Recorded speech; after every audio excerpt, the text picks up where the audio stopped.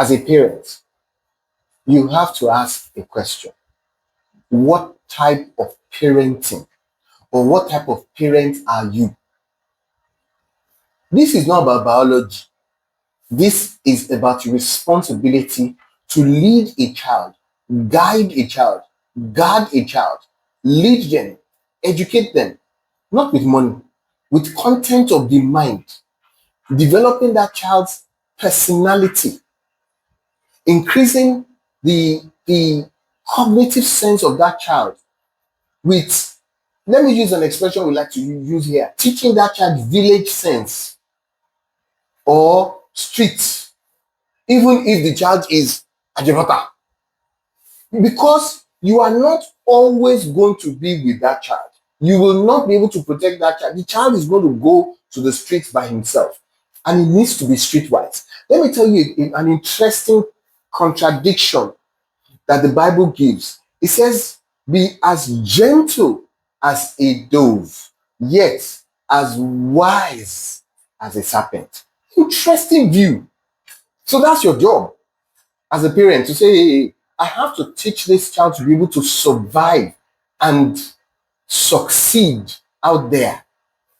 It's your job. If you don't know what to do, and you know that you are significantly incapable, then you have to find a proper family member who you can delegate that thing to and remove your hand. You can't delegate it and still be pulling the child. So let me tell you, when we were growing up, sometimes you find that your auntie will take one of your cousins and bring them to you and say, look, help me train this child. Sometimes it's not about economy. It's just that their mother or their father were totally incapable of training this child. Number one, maybe the father had a challenge of drinking, or the mother was unstable, or they kept on traveling, or the kind of careers they chose made the children more abandoned than cared for. Somebody needs to rescue those children so that their destinies are not destroyed by the challenge, the personal challenge of those parents. A parent must consistently re-educate his or herself.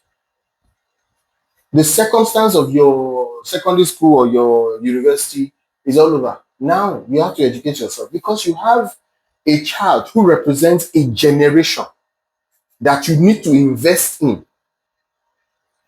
I mean, one day we're having a program and we asked a question to young girls and boys to say, who's your hero? And you'll be shocked at the kind of answers that came. So, and the next question was, so why is your dad or your mom not your hero? Says, you know, some of those, you couldn't ask them why they laughed because it can invoke emotions that you may not be able to contain. The other challenge is that now the children of today are so exposed to information. Anything, they can type it on their system. They can go to AI to say, what does it mean to be a good dad? And they will see 7 points there. And they start thinking, how come my dad has only 2? Or how come my mom has only 1? Those are the dimensions that you have.